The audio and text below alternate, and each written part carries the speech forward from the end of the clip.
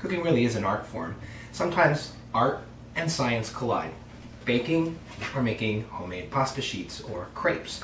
Now, I followed the recipe that I posted on Facebook.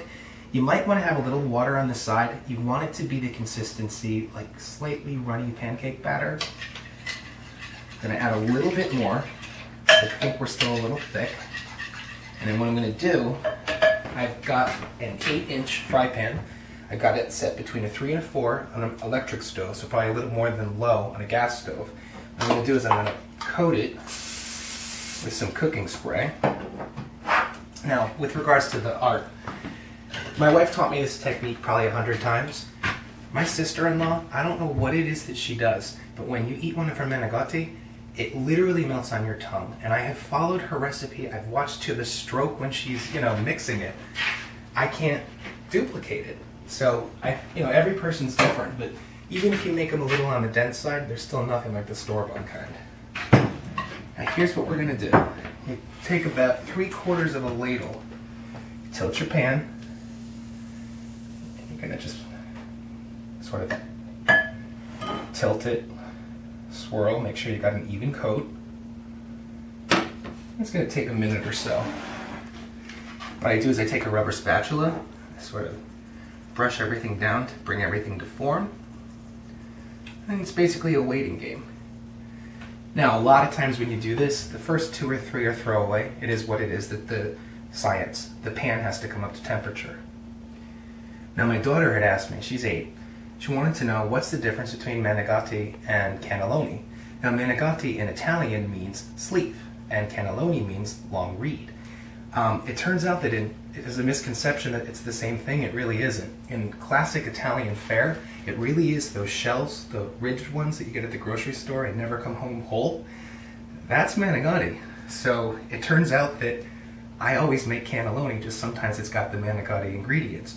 Once you try this, you're never going to go back to that store-bought stuff. Trust me. It really, really is perfect.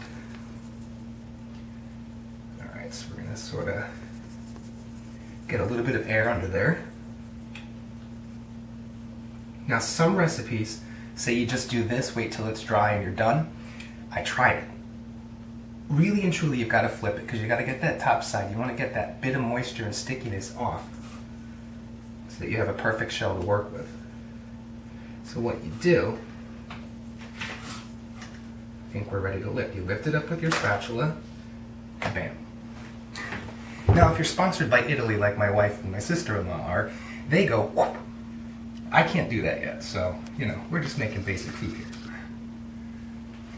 About a month ago, I was in a kitchen and bath store, and I had a crepe pan.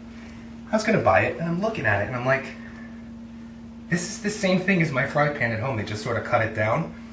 I'm going to put that $25 back into my food budget, because once you master this technique, it is what it is. And now, the pan, this is a rarity, came out on the first try. We're at a temperature, so all we got to do now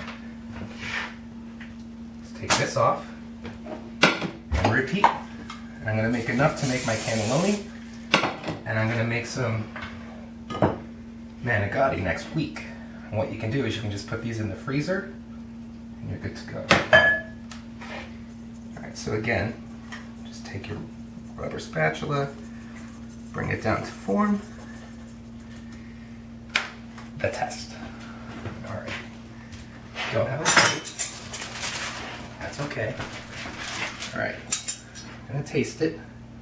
And again, even if it's dense, it's looking pretty thin. Even if it's dense, it's not going to be like that store-bought pasta. Well, the apprentice may be becoming the master, because I got to tell you, it's light, it's creamy, it's fluffy. And it's amazing to me how much flavor from flour, eggs, and water this gives you. Please like us on Facebook, share us with your friends. Make sure you're clicking on the comments section the way Facebook is set up. That's how we have to list our recipes. Until we cook again.